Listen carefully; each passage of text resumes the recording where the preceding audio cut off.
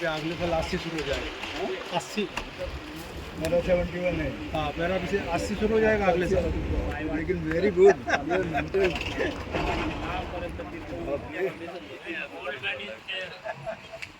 यही 80 चालू है, यही तो 80 चालू है। एक मिनिट का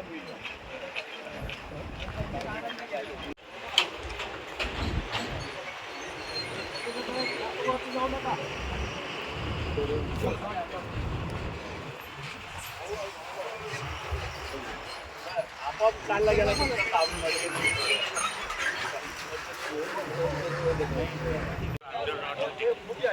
आणि गोळ्या पाणी करून ठेवतो. बाहर आएगा और चालू कर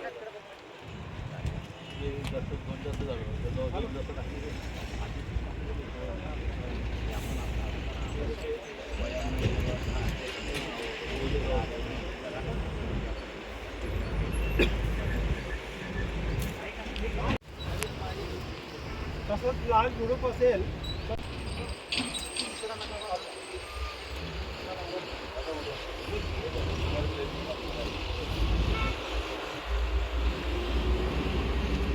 हे बघा, हे सीड बॉल टाकतोय आपण.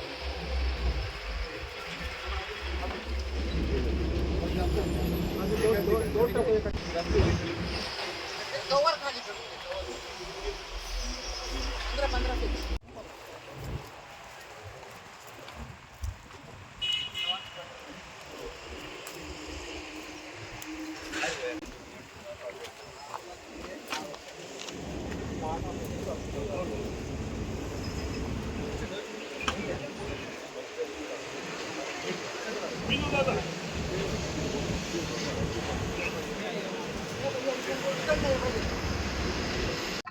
धुळे येथे ग्रीन धुळे अशी संघटना निर्माण केलेली आहे.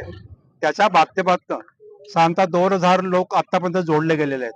भविष्यात कदाचित मोठ्या प्रमाणावरती लोक जोडले जातील आणि धुळे शहर, धुळाचा मध्यभाग, आजूबाजूला किती आपल्याला ग्रीनरी करता येईल याच्याविषयी आमचे प्रयत्न वेगवेगळ्या प्रकारे चाललेले आहेत.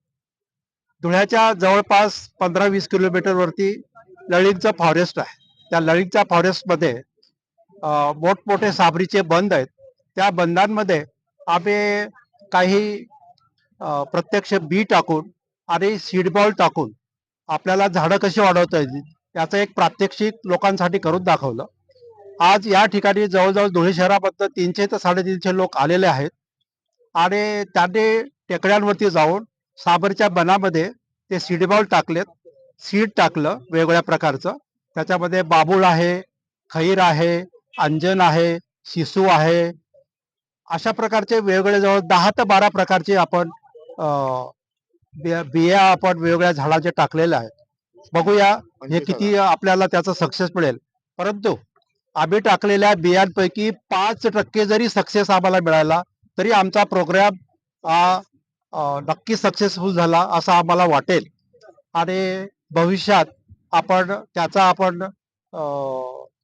बघू किती पर्सेंटेज ते जगतात ते त्याच्यावरती अजून मग आपण फॉरेस्ट वाढवच्या दृष्टीने काय करता येईल हे आपल्याला बघता येईल.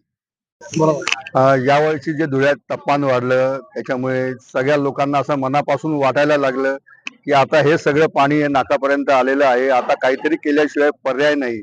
आणि याच संकल्पनेतनं ग्रीन धुळे ही एक नॉन पॉलिटिकल ऑर्गनायझेशन म्हणा किंवा स्वयंस्फूर्तीने निर्माण झालेली संस्था एक उदयास आली.